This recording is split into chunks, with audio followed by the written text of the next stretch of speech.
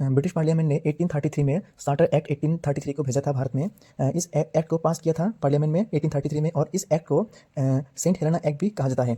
अब इसका जो फीचर्स थे वो हम डिस्कस करेंगे। फर्स्ट क्या है, इंडिया एंड कंपनी ट्रेड। जो भारत में जो ब्रिटिश ईस्ट इंडिया कंपनी जो बिजनेस कर रहा था, उसका जो लाइसेंस था वो पूरी तरह से समाप्त कर दिया था। मतलब अब भारत में जो ईस्ट इंडिया कंपनी हो वो किसी भी बिजनेस में मोनोपोली नहीं कर सकते हैं। इवन 1833 में जो दो मोनोपोली बचा था, जो टी और चाइना के साथ ट्रेड, वो भी खत्म कर दिया था इस एक्ट ने। अब दूसरा फीचर्स क्या है, गवर्नर जनरल बंगाल। और अब क्या था, बंगाल में जो गवर्नर जनरल था उसको आप क्या बना दिया, गवर्नर जनरल ऑफ इंडिया बना दिया। जो बंगाल का जो गवर्नर जनरल था उसको गवर्नर जनरल ऑफ इंडिया बना दिया। और इस first governor general of India कौन बना, लॉर्ड विलियम बेंटिक।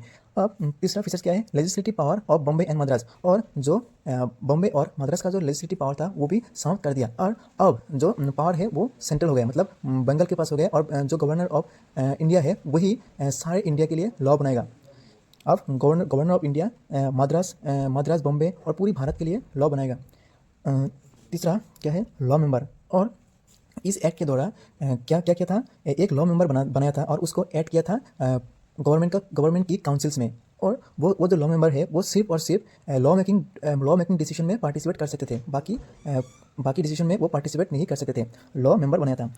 और पहला लॉ मेंबर कौन था, लॉर्ड मैकुलाई, फर्स्ट लॉ मेंबर। और इसी ने ही बाद में इंडियन पिनल कोड का मतलब फाउंडेशन किया और बनाया, प्रिपेयर किया। उसके बाद क्या है, ओपन कॉम्पिटिटिव एग्जाम। और इस एक्ट के द्वारा ओपन कॉम्पिटिटिव एग्जाम का पहला मतलब शुरू किया था, पर यहाँ पे प्रैक्टिकली आरंभ नहीं हुआ था।